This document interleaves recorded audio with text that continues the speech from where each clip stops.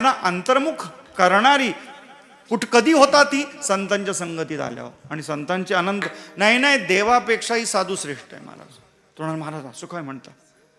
हा, देवापेक्षा काय झालं? शक्ती लागली लक्ष्मणाला. वेळ कमी आहे, थोडक्यात मी तुम्हाला सांगतो. लक्ष्मणाला शक्ती लागली. प्रभू रामचंद्र जांबवंताकडे पाहत होते. जांबवंत म्हणाले, देवा प्रभू म्हणले याच्यावर उपाय करणार एकच आहे. म्हणले कोण आहे लवकर सांग. म्हणले सुषैन वैद्य. म्हणले कुठे आहे? लंकेमध्ये. अरे म्हणले शत्रू पक्षामध्ये. तसा विचार करू नका, तो फार सज्जन आहे. आणि म्हणले पण त्याचा परिचय तो कोण आणणार? म्हणे हनुमंत आहेत ना.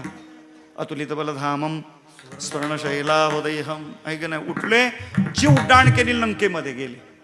आणि त्या रात्री तेवढं त्या वेळेला सुषेण वैद्याला उठवलं. घाबरला तो. पुन्हा लंका जाळायला अरे म्हणले लंका नाही जाळायला आलो. म्हणले कशाला आलात? काय नाही म्हणले ते काहीतरी झाले लक्ष्मणाला. मेघनाथांनी फार निपचित पडलेले आहेत म्हणले लक्ष्मण. बरोबर ठीक आहे म्हणले, पण आता मेडिकल इकडं, ऑपरेशन करण्याची सगळी उपकरणं इकडं तिकडं, कसं काय? मी त्याची चिंता करू नका. बायका पोरासह सगळ्या मेडिकलसह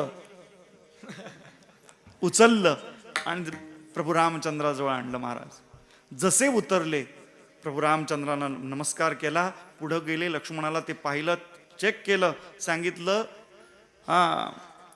द्रोणागिरी पर्वत आहे, त्यावर संजीवनी नाव ती आणावी लागेल, ती पण सूर्योदयाच्या आत.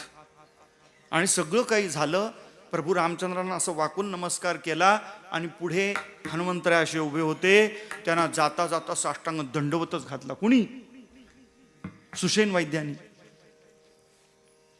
प्रभू रामचंद्रांना वाईट वाटलं. अरे मला नुसता नमस्कार आणि हनुमंतरायांना दंडवत. प्रभू रामचंद्रांनी खटकलं ना ते. म्हणले सुषेण, अरे म्हणले तुम्ही मला नुसता साधा नमस्कार केला आणि हनुमंतरायांना साष्टांग दंड. ते म्हणले देवा तू गप्प बस, बोलू नको तू. अरे तुझं दर्शन दुर्लभ आहे. हा, तू कळत नाहीस कुणाला, आहे की नाही? कुठं कळतोस तू? अगम्य आहेस महाराज. अनाकलनीय देवा तू आहेस. आम्हाला कुठं कळतो तू? आणि तुझ्या दर्शनाकरता असं सांगितलं जातं घरादाराचा त्याग करावा लागतो. हा, बायका पोरांचा त्याग करावा. जाळोनी संसारा बैसलू अंगणी, जोवरी तुम्हा मागिलांची आस. त्याग करावा लागतो देवा. पण हनुमंतरायांनी इतके उपकार केले, मला कशाचाच त्याग करावा लागला?